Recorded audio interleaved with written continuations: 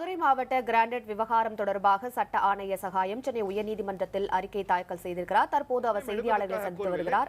ஏன் பாதுகாப்பு தேவை என்ற ஒரு விஷயத்தை நிரூபிப்பதற்காக நாங்கள் கூறியதை நாங்கள் படித்து காமிச்சோம். இந்த அறிக்கை வந்து கவர்மெண்ட் கொடுக்கலாமாங்கிறது என்ன கோர்ட் முடிவு? அறிக்கை இல்ல கோர்ட்டுடைய ஆர்டர் என்னன்னா, அறிக்கையை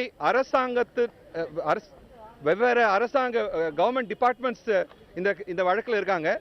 அரசாங்க டிபார்ட்மெண்ட்ஸுக்கு நீங்க காப்பியை கொடுங்க, பிரைவேட் நபர்களுக்கு கொடுக்க வேண்டாம், இதை பற்றி அரசியல் செய்ய வேண்டாம் என்று செய்யக்கூடாது என்ற வகையில் தான் கூறினார்கள். அது மிகவும் சிறப்பான ஒரு விஷயம் தான் நாங்கள் கருதுகின்றோம். கூடவே இந்த டாக்குமெண்ட்ஸ் 7,000 டாக்குமெண்ட்ஸ் கோர்ட்டில் தாக்கல் பண்ணியிருக்கோம். இன்னும் நிறைய டாக்குமெண்ட்ஸ் இருக்கு. டாக்குமெண்ட்ஸ் என்ன செய்ய வேண்டும் என்ற ஒரு கேள்வி வந்துச்சு.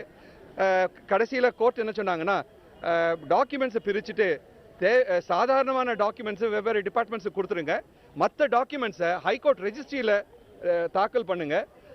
தமிழ்நாடு அரசாங்கம் 8 வாரத்துக்குள்ள அவங்களுடைய கருத்தை தெரிவிப்பாங்க. அதுக்கப்புறமா நீதிமன்றம் நிர்ணயப்படி அந்த டாக்குமெண்ட்ஸ் யார்கிட்ட போடணுன்றது தீர்மானம் பண்ணலான்னு சொல்லியிருக்கிறார்.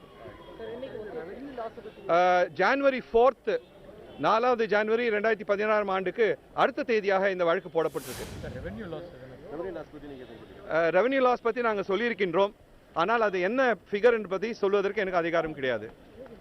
தவறும் சரி.